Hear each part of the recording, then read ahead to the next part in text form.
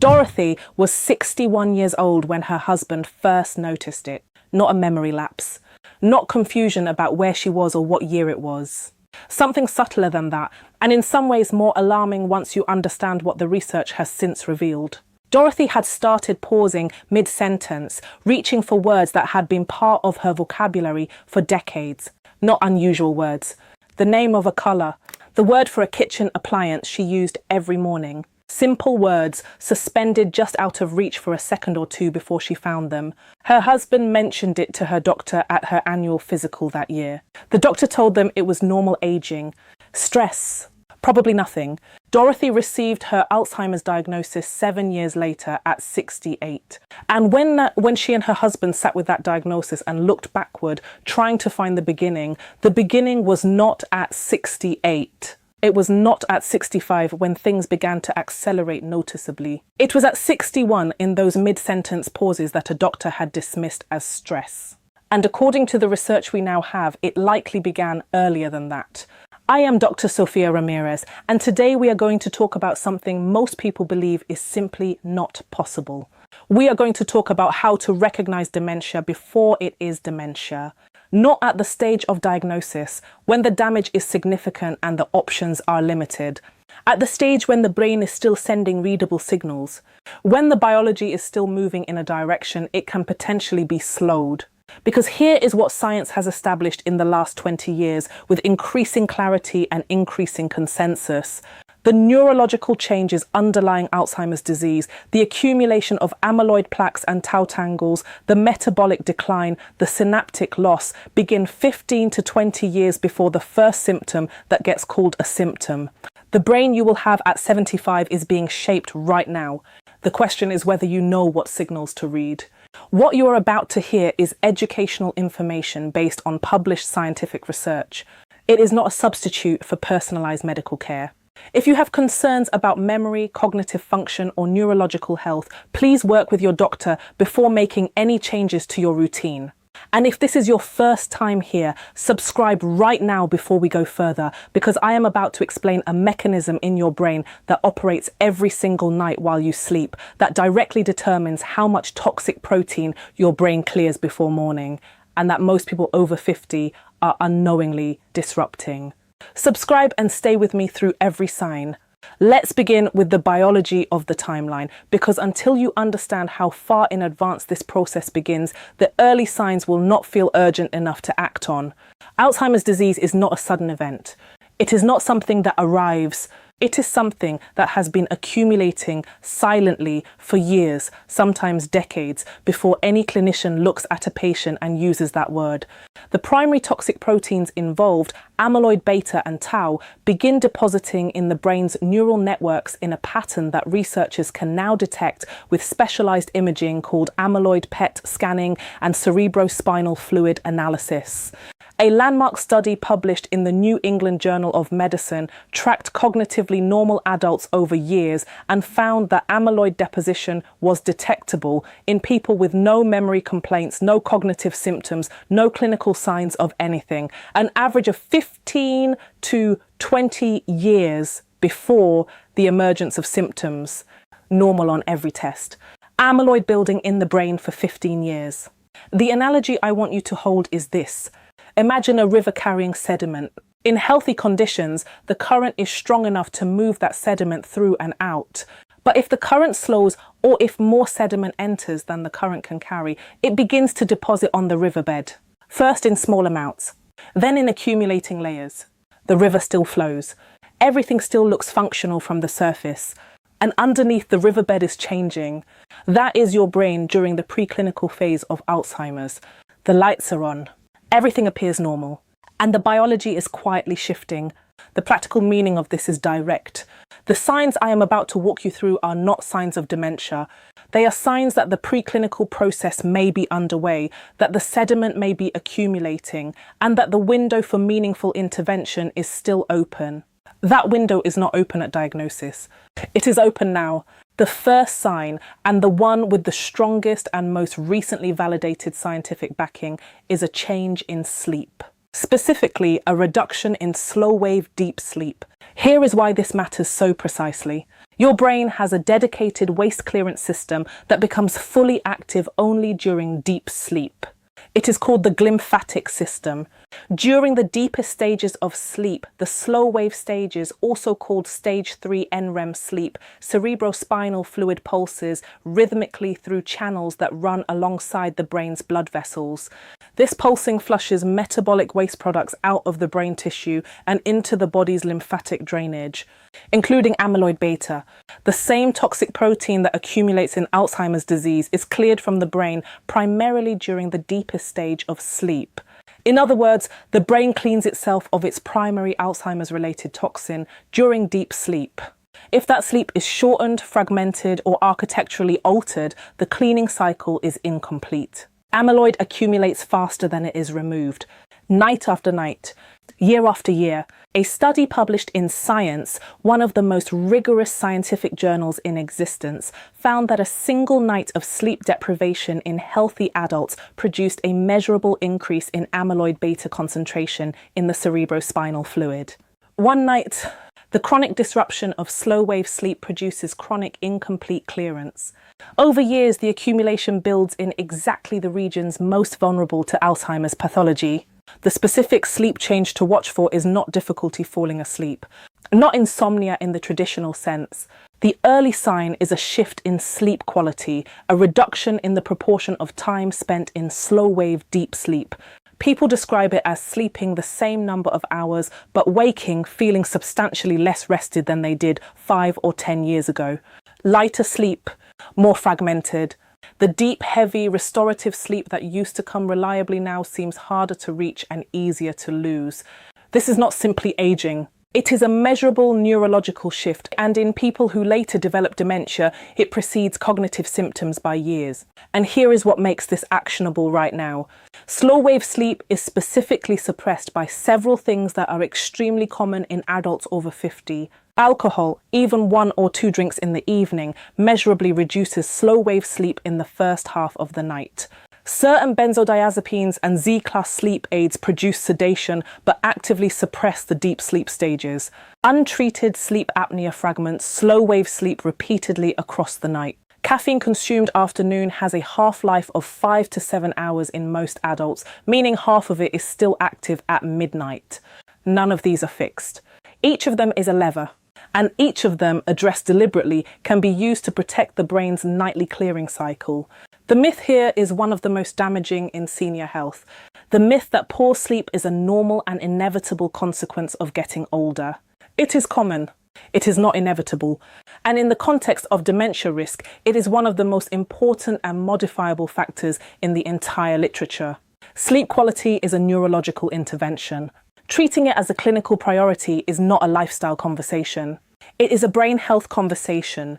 Subscribe right now and stay with me, because the next sign is the one that was happening inside Dorothy, the one her husband recognized, the one the doctor dismissed, and the one that a published study tracked in people who went on to develop dementia, detectable 9 full years before their diagnosis. The second early sign is a specific change in word retrieval, what neurologists call anomia. Here is what it is not. It is not forgetting someone's name, which is common and largely driven by the normal limits of name encoding in episodic memory, a process that is notoriously unreliable even in younger adults. Anomia is different. It is the increasing frequency of tip-of-the-tongue moments, the experience of knowing you know a word, being completely certain of its meaning, being able to describe the concept in full detail, and being temporarily unable to retrieve the word itself. The word is suspended just beyond reach. Sometimes it surfaces a few seconds later. Sometimes it comes back unprompted an hour later, in the middle of an unrelated thought. In normal aging, these moments occur occasionally and do not increase significantly over time. In preclinical Alzheimer's, they become progressively more frequent year over year. More categories of words are affected. The retrieval delay grows longer. And the pattern is specific. It disproportionately affects proper nouns, object names rather than action words, and words used moderately often rather than very frequently or very rarely. A study published in the journal Neuropsychology tracked word retrieval performance in adults beginning in their early 60s and followed them over a decade. Those who eventually received a dementia diagnosis showed measurable and progressive decline in word retrieval tests, beginning an average of 9 years before diagnosis. 9 years. The linguistic system was signalling a change almost a decade before the clinical threshold was crossed. The practical application is not to panic every time you reach for a word. It is to pay attention to trajectory. A single tip of the tongue moment means nothing. A pattern of increasing frequency, more often than a year ago, affecting more word categories with longer delays, is a signal worth documenting and discussing with your doctor. The myth to address here is the belief that word-finding difficulty is primarily a memory problem. At this early stage, it is not. The information is encoded, it is stored, the access pathway is slowing. This distinction points to where the process is occurring in the language processing networks of the temporal lobe, which are among the earliest cortical regions affected by Alzheimer's pathology. Now let's talk about a sign that comes from an entirely different sensory system, one with some of the strongest predictive data in the entire early detection literature. The third early sign is a reduced ability to identify smells. Your olfactory system is the only sensory system that does not route through the thalamus on its way to the cortex. It connects directly to the hippocampus and the entorhinal cortex, the brain structures most central to memory formation and most profoundly damaged in early Alzheimer's disease. The olfactory bulb, the neural structure that processes smell, is one of the first regions in the brain to show amyloid deposition and tau pathology. Before the hippocampus, before the temporal cortex. The nose, neurologically speaking, is a direct window into the earliest affected brain regions. What this means is that declining smell identification is detectable years before memory symptoms emerge. Not the crude measure of whether you can detect that something has a smell, but a more specific decline, taking longer to correctly identify a familiar odor, making more incorrect identifications, needing higher concentrations of an odor to name it. A study published in JAMA Neurology followed cognitively normal older adults who underwent standardized smell identification testing and found that those who scored in the lowest quartile had a significantly elevated risk of developing mild cognitive impairment and Alzheimer's dementia over the following 5 years, independently of other risk factors. The smell test outperforms several standard cognitive screening tools in its predictive accuracy. Standardized smell identification testing, tools like the University of Pennsylvania Smell Identification Test, are inexpensive and beginning to appear in memory assessment protocols at academic medical centers. They are not yet standard in routine primary care. If you have noticed that food has lost some of its former vividness, that perfumes are harder to distinguish, that you now need substantially more seasoning to enjoy a meal, these observations belong in your next clinical conversation. The fourth early sign is consistently under-recognized and too often attributed to life circumstances rather than to what the neuroscience says it actually is. Apathy. Not depression, though the two frequently coexist. Apathy has a specific clinical definition that distinguishes it from depression in a way that matters enormously for early detection. Apathy is the reduction of motivation, initiative, and goal-directed behavior in the absence of significant sadness. The person does not feel particularly unhappy. They simply stop caring about things they used to care about. Hobbies fall away without regret. Social plans are declined without distress. Projects are left unfinished without anxiety about them. The drive to initiate, to start something, to pursue something, quietly diminishes, and the person often does not identify this as a problem. They attribute it to getting older, not needing to be as busy. Earned rest.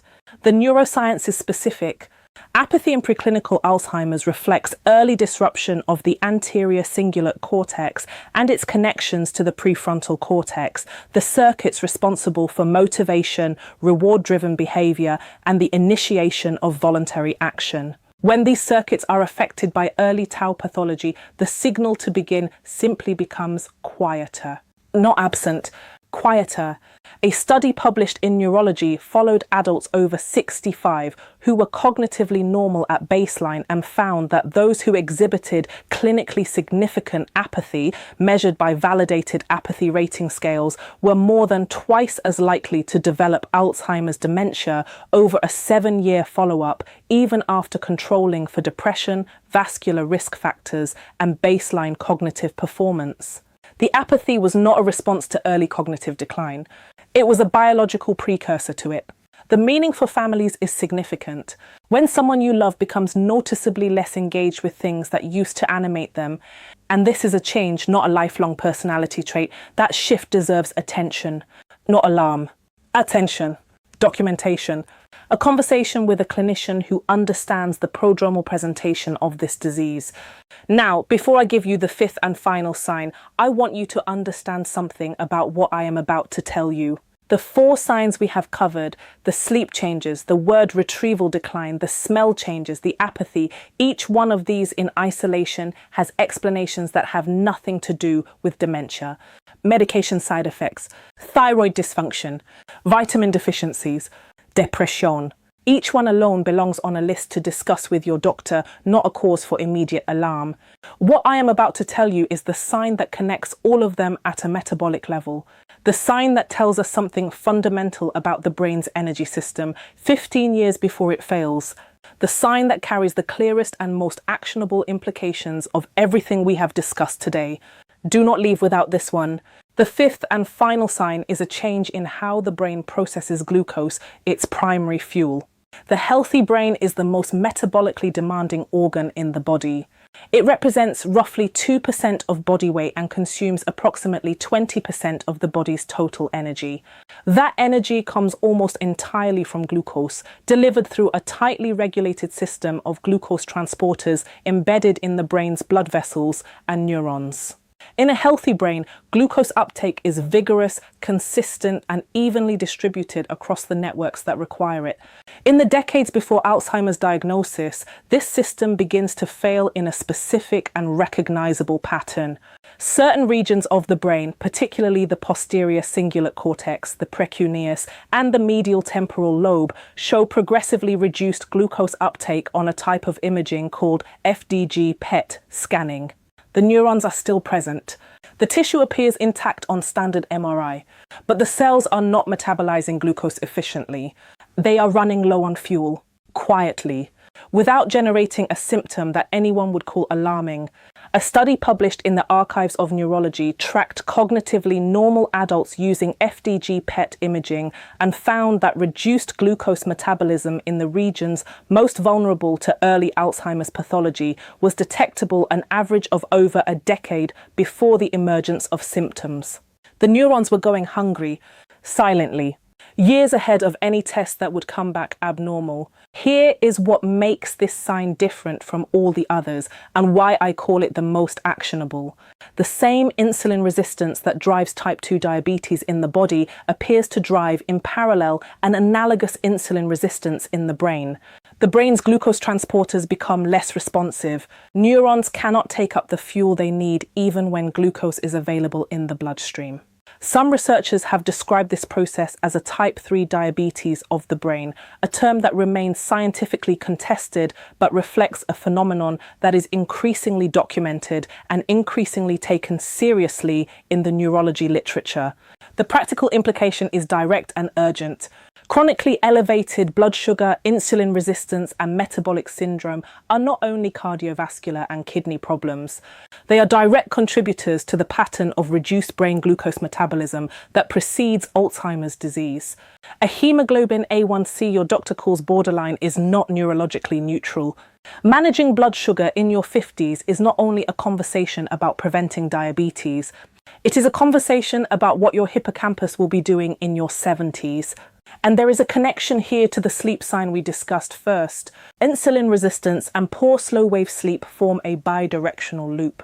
Poor sleep worsens insulin sensitivity. Worsening insulin sensitivity further disrupts the metabolic environment the brain depends on for overnight repair. Amyloid clearance is impaired.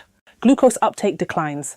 The two processes accelerate each other. Understanding this loop is important because it means that improving sleep and improving metabolic health are not two separate interventions. They are the same intervention, reinforcing itself from two directions. The research in both areas points to the same patient making the same set of choices. Share this video right now with someone who is quietly watching the person they love change, slowly, subtly, in ways that keep getting explained away. The husband who has noticed his wife pausing for words she has always known. The daughter whose father has become oddly withdrawn from everything he used to love. The friend who has stopped cooking because food just doesn't smell the way it used to. Share it now before the close and come back. Because the next 2 minutes are the most actionable part of everything we have covered. Here is what to do in the next 48 hours based on what you just learned. Today, write down any of the 5 signs you have recognized. Sleep that no longer feels restorative despite adequate hours. More frequent tip of the tongue moments over the past year. Food or familiar scents that have lost some of their former vividness. A withdrawal from activities that used to generate genuine enthusiasm. Blood sugar numbers that have been trending upward. Write it down with today's date. That dated list is the beginning of a clinical conversation, not a diagnosis, but a document. This week, find your most recent blood panel and look at your fasting glucose and hemoglobin A1C. If either has been trending upward across your last 2 or 3 visits, even within the range your doctor calls normal, that trend belongs in a conversation specifically framed around brain health and cognitive risk, not only diabetes prevention. This week also, honestly evaluate your sleep quality, not your sleep duration. Do you wake feeling rested? Has deep restorative sleep become harder to achieve over the past few years? If yes, ask your doctor specifically about sleep architecture and whether a formal sleep evaluation is appropriate. This is not a comfort issue. It is a neurological clearance issue. At your next appointment, ask directly whether your practice offers or refers for comprehensive neuropsychological baseline testing. Not the brief 2-minute screen done in most routine physicals. A formal baseline that documents your cognitive profile in detail in your 50s. You cannot track a trajectory without a starting point. A baseline today gives you and your doctor something meaningful to compare against in 5 years. You now know that Alzheimer's disease does not begin at diagnosis. It begins 15 to 20 years earlier in changes to deep sleep, word retrieval, smell identification, motivation and glucose metabolism, and that each of those changes is detectable, measurable, and in several cases directly influenced by decisions you are in a position to make this week. Subscribe to this channel right now, because in the next video, we are going to go deep into the 5 lifestyle and nutritional interventions with the strongest published evidence for reducing Alzheimer's risk after 50, including one that researchers published in The Lancet identified as theoretically responsible for up to 40% of all dementia cases being preventable. That number will change the way you think about this disease entirely. Subscribe and do not miss it. I will see you in the next one.